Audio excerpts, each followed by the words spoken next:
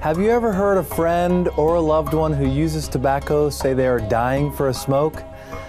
Dying for a smoke is an expression used by smokers on their feeling of the need to light up. But according to scientific research, it also can very aptly describe the result of their smoking habit.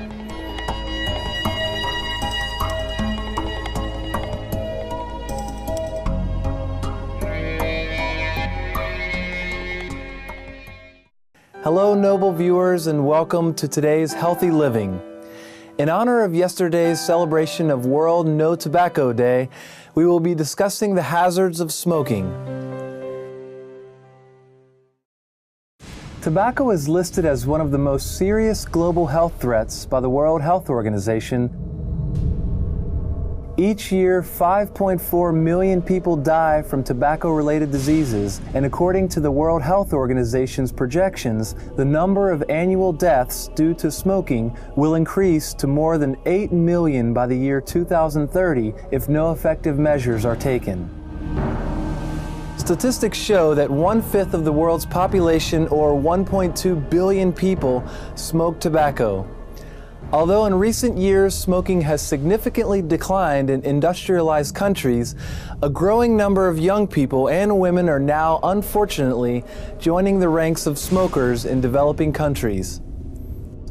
The World Health Organization projects that 500 million present smokers will die from tobacco-induced diseases if the current trend does not stop, while the total number of deaths caused by smoking will reach 1 billion during the 21st century. Medical evidence shows that smoking is responsible for at least 25 diseases, including cardiovascular disease, lung cancer, emphysema, oral cavity cancer, esophageal cancer, stomach cancer, and liver cancer. Sir Richard Peto, world-renowned epidemiologist from the University of Oxford in England, estimates that 1/3 to 1/2 of smokers will die of tobacco-related ailments. Scientific research also shows that there are over 4,000 chemical substances in cigarette smoke, hundreds of which are toxic, while more than 60 are cancer-causing. One highly toxic chemical in tobacco is nicotine, a colorless, transparent, oily liquid which causes addiction to smoking. When a person smokes, the nicotine is quickly absorbed into the body through the mouth, nose, and bronchial mucosa, entering the brain in just 7 to 10 seconds. Then a series of bodily reactions are triggered. The heart starts to beat faster and the blood pressure increases. At the same time, nicotine also promotes platelet coagulation in the blood. All these changes bring extra pressure to the circulatory system, increasing the risk of future heart attacks, high blood pressure, and strokes. Once smokers' bodies get used to a certain level of nicotine in the blood, they feel uncomfortable when the nicotine concentration declines. Thus, smokers have to continue to smoke to maintain their normal nicotine level. Moreover, the tar in tobacco smoke contains large amounts of toxic cancer-causing substances, such as polycyclic aromatic hydrocarbons and phenolic compounds. Long-term smoking leads to a large number of such harmful chemical substances accumulating in a smoker's lungs, bringing biochemical and physical harm to the body, and eventually resulting in lung cancer, emphysema, and other diseases. Research indicates that the incidence of lung cancer among long-term smokers is 10 to 20 times higher than that of people who never smoke. Tobacco smoke also contains carbon monoxide, hydrogen cyanide, free radicals, metals, and radioactive compounds. Carbon monoxide reduces the red blood cells' ability to transport oxygen to the body, thus causing decreases in oxygen and physical strength. Hydrogen cyanide destroys the normal functioning of the lung cleansing system, leading to the accumulation of toxins from tobacco smoke in the lungs, and in turn causing long-term harm to the body. British physiologist Richard Dahl of the University of Oxford in England conducted a 50-year study on 33,439 male physicians in the UK and found that 11 life-threatening cancers, including lung cancer, stomach cancer, esophageal cancer, and pancreatic cancer, were closely linked to smoking. Participants in the study who smoked more than 25 cigarettes a day had 25 times higher mortality rate from lung cancer than those who did not smoke. As with many other cancers, the risk of dying from lung cancer grew each year as the number of cigarettes smoked increased. Statistics also show that smokers' chances of suffering from coronary heart disease are 3.5 times higher than those of non-smokers. And the heart disease mortality rate among the former is 6 times higher than among the latter. The incidence of myocardial infarction or heart attack in the former is 2 to 6 times higher than in the latter. In addition, 30% to 40% of cardiovascular disease-related deaths are caused by smoking, with the mortality rate being proportional to the amount of smoking. In the year 2000 alone, 1,690,000 smokers around the world died from heart disease. Researchers have found that smokers are more likely to experience sudden death from coronary heart disease as compared to non-smokers.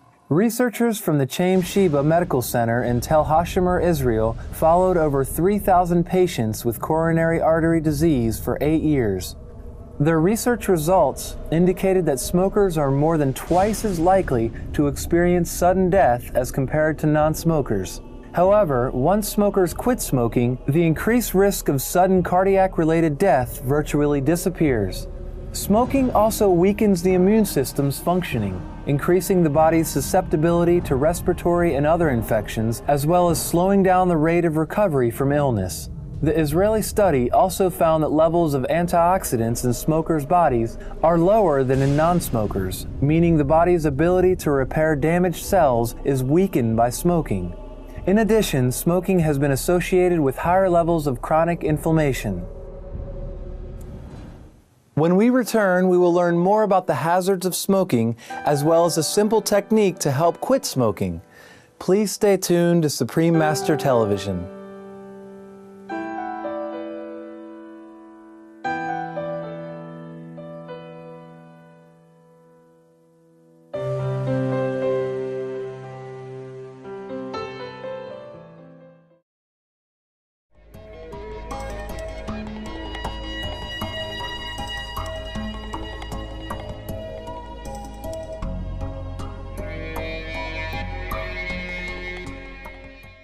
Welcome back to Healthy Living here on Supreme Master Television. In commemoration of World No Tobacco Day, which was yesterday, we are discussing the damage to the human body caused by smoking. While tobacco use causes direct harm to smokers' health, the threat of secondhand smoke to others is also a serious public health concern that cannot be ignored. A World Health Organization report notes that each year in the United States alone, 46,000 people die of heart disease and 3,400 of lung cancer due to passive smoke.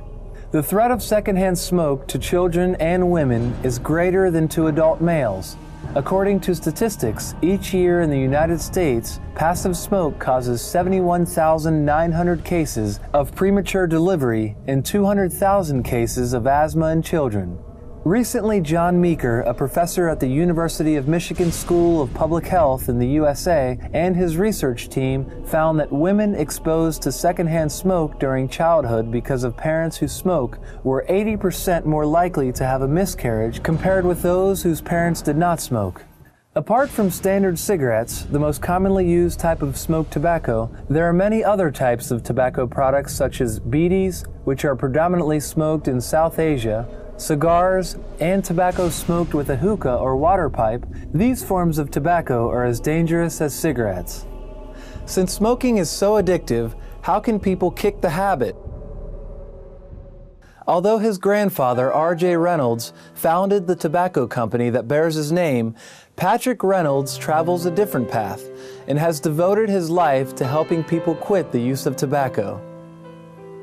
Mr. Reynolds created the Foundation for a Smoke-Free America in 1989, a U.S.-based organization dedicated to helping keep youth stay away from tobacco products and helping smokers end their habit.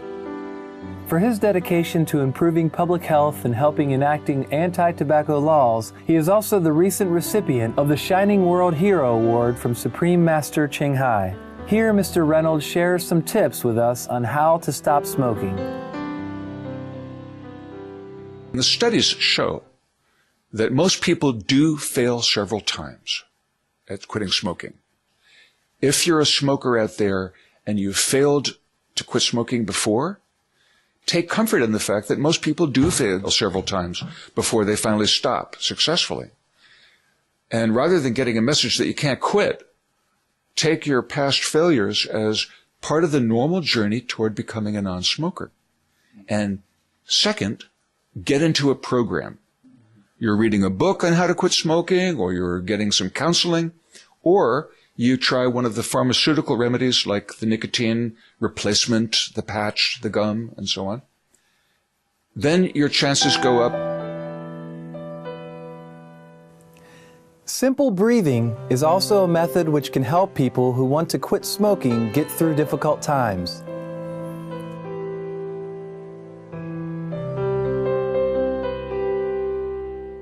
It's a thing for gaining serenity.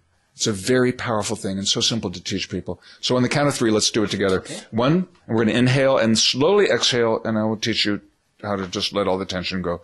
And this is how you get through the craving for a cigarette when you're trying to quit smoking. So 1, 2, 3, inhale. Slowly let the air out, let all the air out. Let your chin just go over on your chest. Don't do it while you're driving. Just let your air go. And then 1, 2, 3, inhale. Slowly let the air out. Let your chin just kind of drop your chest and let the tension just go out your fingers and toes. 1, 2, 3, inhale. Slowly let the air out. Let all the tension just go out your fingers and toes. Now look at me. Notice how you feel. Centered, focused. I'll relax.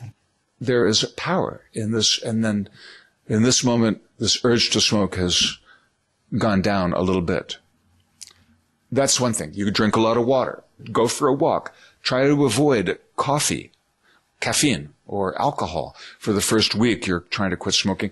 Those are all boilerplate points. The breathing, it's an ancient yoga technique.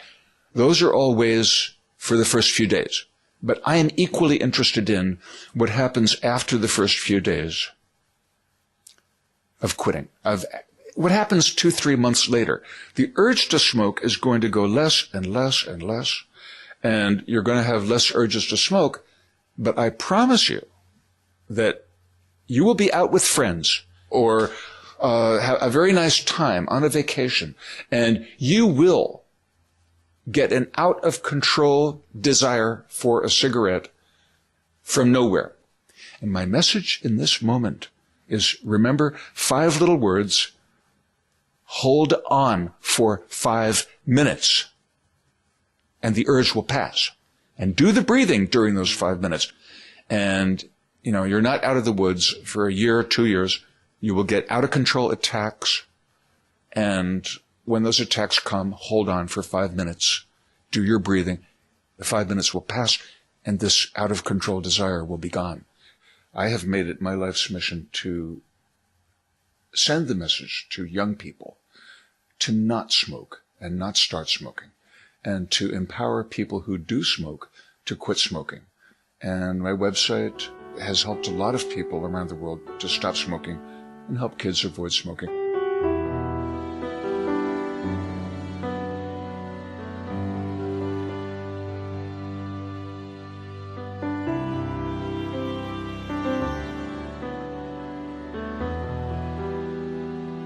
We truly appreciate Mr. Patrick Reynolds' advice on how to stop smoking and for his organization's fine work that has helped to prevent young people from starting this harmful habit.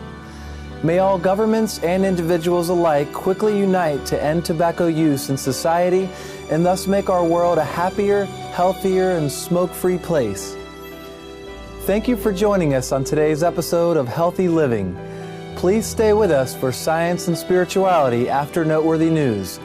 We wish you a blessed day, abundant love, and divine light from heaven.